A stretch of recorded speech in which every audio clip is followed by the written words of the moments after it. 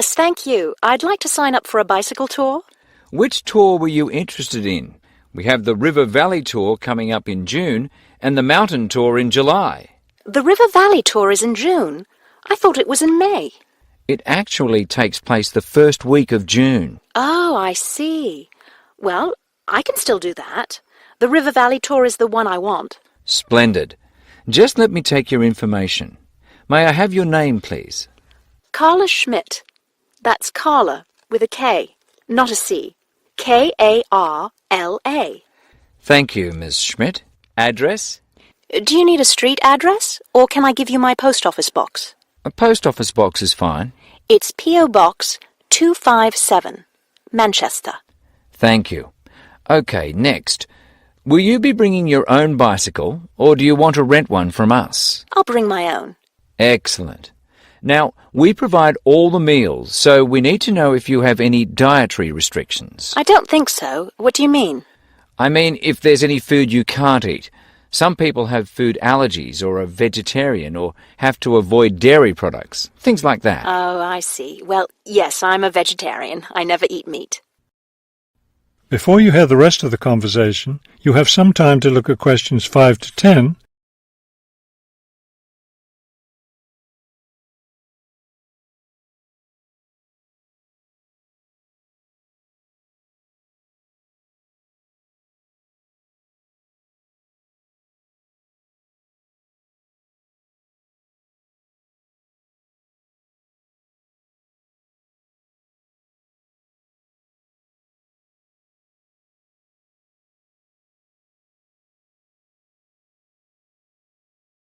Now listen and answer questions 5 to 10.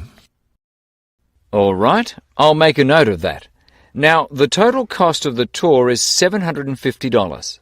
That much? The price includes everything. Food, hotel, transportation, everything. Everything? Yes, everything. The only other thing is you'll want to tip the tour guide. We usually recommend 5% of the total tour cost. A 5% tip. I guess that's reasonable. In order to reserve your space on the tour, I'll need a 30% deposit. Do you need that right away?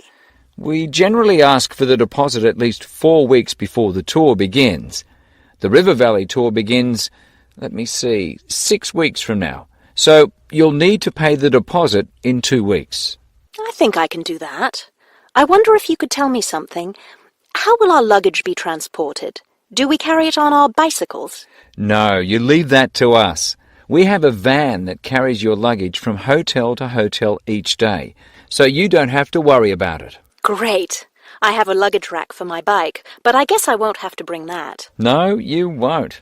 But there are a few items we recommend that you bring. We can't control the weather, so you should bring a raincoat or rain gear. Yes, that's a good idea. And I should have my own spare tire too, shouldn't I? Actually, you don't need that, as our guide always carries some. And of course, you won't need maps either, since our guide has the route all planned. What about a water bottle? I'll need that, won't I? Yes, you should definitely have a water bottle. A camera would be a good idea too, since that tour goes through some very scenic areas. I have a guidebook of that area. I wonder if I should bring it along. We don't recommend guidebooks. It would just be extra weight, and the tour guide knows a great deal about the area. Yes, I see. Is there anything else I need to know? I think we've covered the important points. I'll send you a tour brochure, and you can call again if you have any questions. Thank you very much. That is the end of section 1. You now have half a minute to check your answers.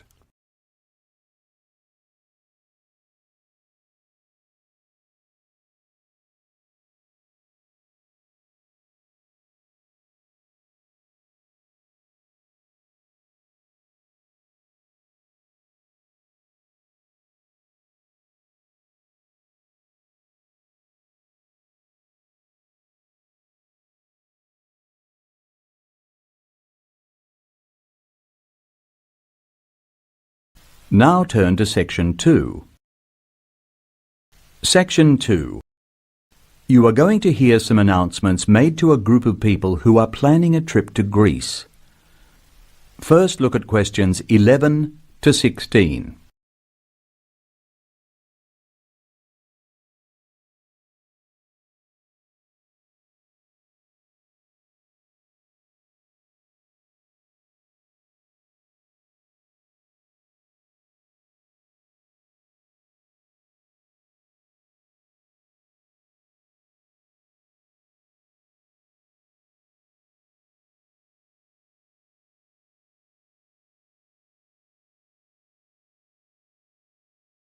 As you listen to the first part of the talk, answer questions 11 to 16. Good morning, everyone. I'm getting very excited about this trip to Greece, and I'm sure you are too. As you know, we didn't have all the details at our last meeting, but I can give them to you now. We leave London Gatwick Airport on British Airways next Wednesday. Please be sure to be at the airport by 4:30.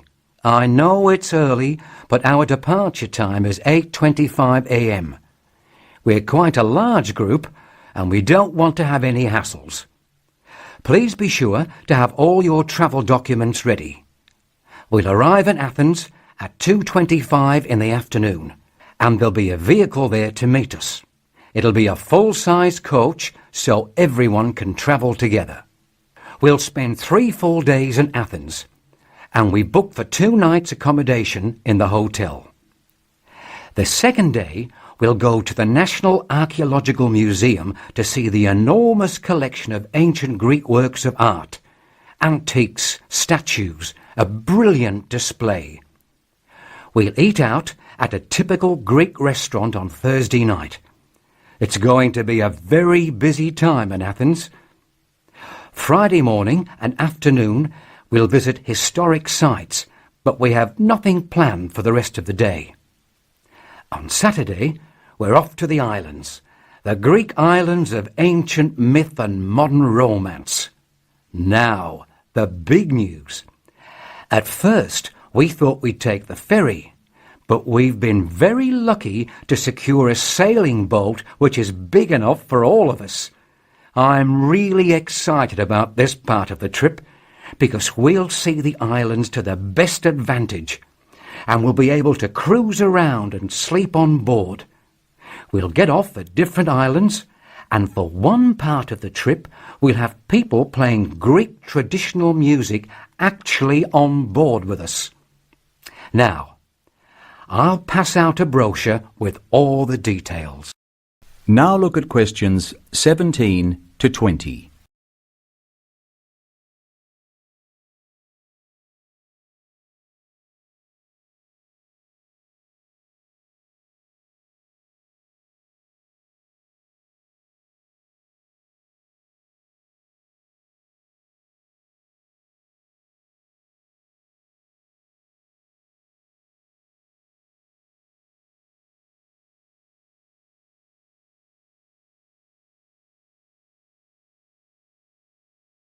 As the talk continues, answer questions 17 to 20.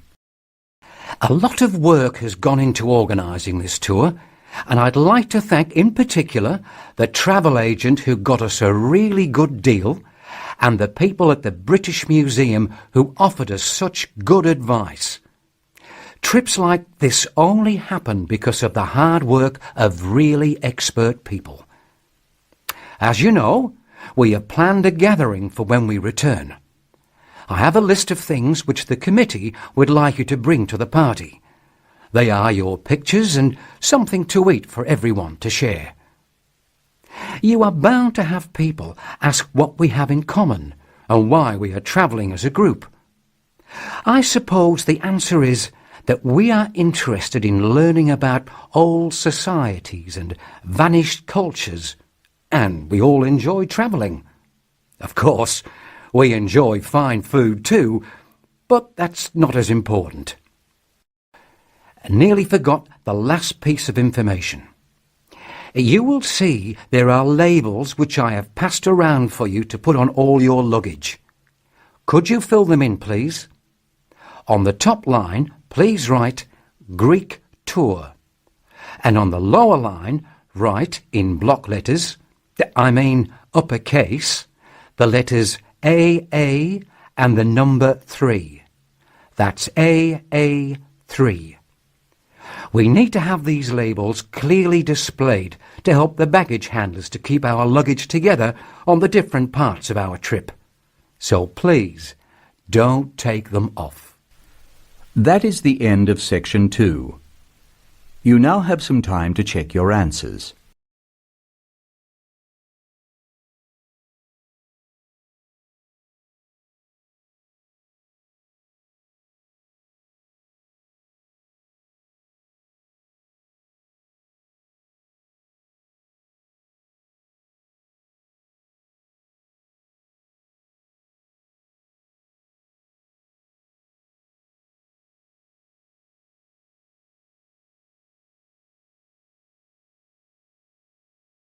Now turn to Section 3.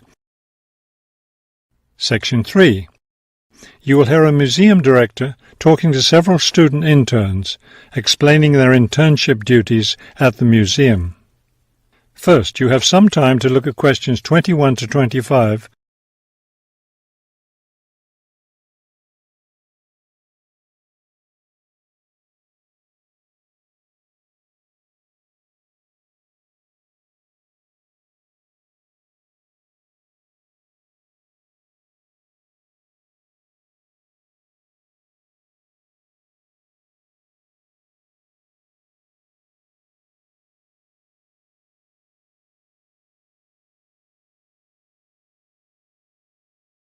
As you listen to the first part of the conversation, answer questions 21 to 25. Welcome to the City Museum of Art. I'm Dr. Shirley Johnson, the director of the museum's internship program. Today, I'll be giving you an orientation to the museum and our museum administrator's internship program. Will we get a chance to tour the museum today? Yes, we'll start right now with a tour of the building. We'll skip the basement. Most of that part of the building is devoted to art conservation, which won't be part of your internship.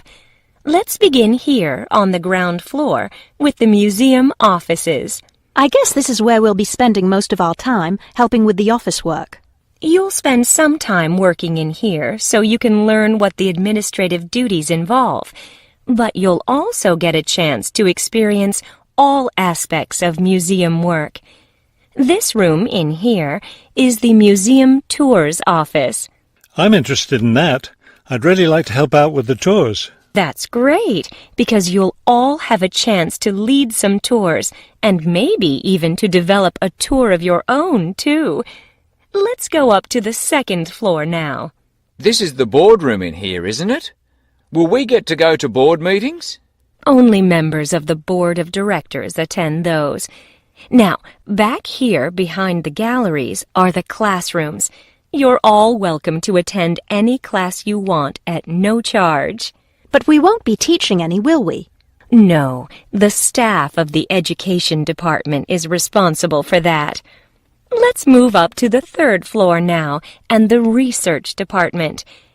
Each of you will spend some time working in here. Great. I'd like to help with the research.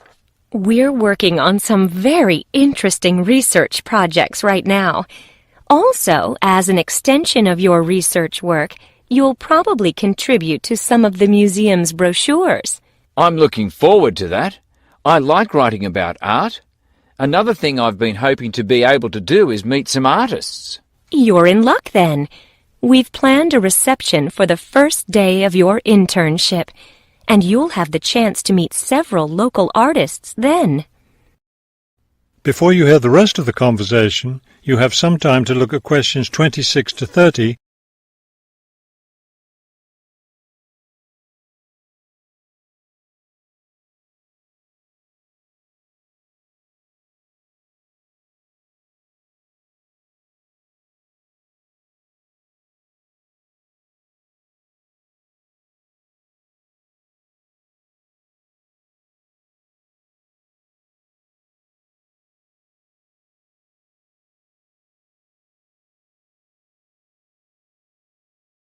Now listen and answer questions 26 to 30. Could you give us a little background of the museum? I mean, when it was built and some information about the collections and things like that? Of course. The main part of the museum was built in 1895 with a combination of public and private funds. The new wing was built 60 years later with a donation from the Rhinebeck family. That part of the museum was built for the modern art collection, wasn't it? Yes, it was. In the main part of the museum, we have a gallery devoted to works by local artists, our sculpture collection, and a small collection of classical European art. You mentioned classes earlier. What kinds of classes does the museum offer? In our adult education program, we offer a series of art history classes, And for children, we have a program of arts and crafts workshops. You can get a brochure from the office that will give you more information. I saw a lot of chairs set up in the main hall. What are those for? Those are there for tonight's musical performance. We offer a weekly concert series during the fall and winter, and of course, all of you are welcome to attend. Now, if there are no more questions, let's step into my office, and I'll show you your schedules. That is the end of section 3. You now have half a minute to check your answers.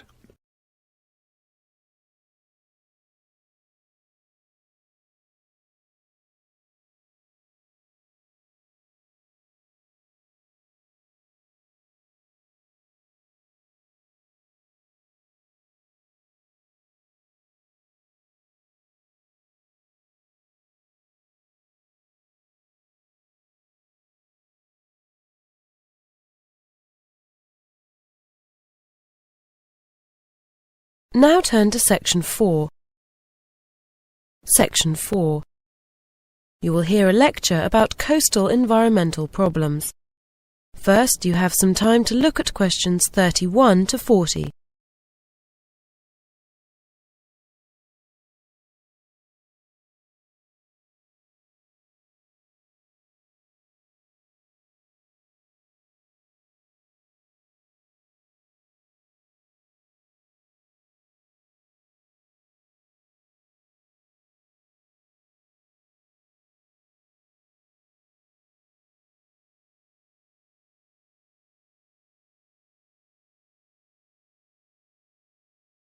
Now listen carefully and answer questions 31 to 40. Good afternoon, everyone. Today we have with us Mr. Kevin Ackroyd, a representative from the Department of Environment, to outline the results of last year's inquiry into environmental problems along the coastline. Mr. Ackroyd, please.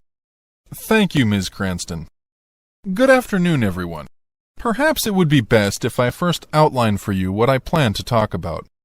I'll begin with some background to the inquiry looking at the new demands we are making on our old resources, so to speak, and go on to give some idea of the conclusions we came to in our inquiry. Okay, first the background.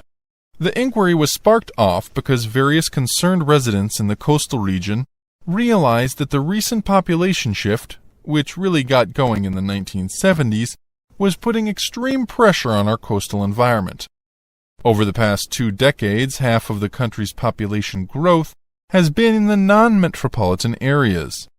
Today, 9 out of 10 people live in the coastal zone. The reasons for this shift are not yet fully understood, but there is a range of factors which probably contribute, including economic development, an aging population, and a growth in industry, particularly tourism and its associated industries.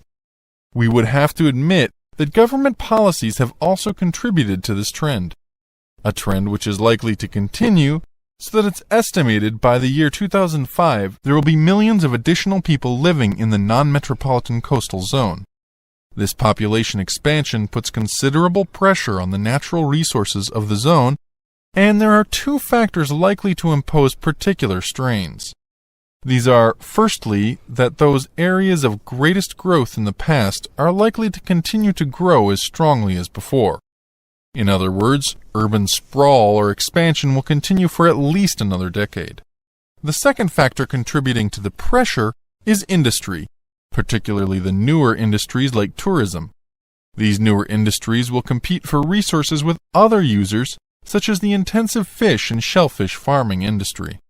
All of this will take place in an environment that is already under severe stress. And in particular, the water resources will be degraded.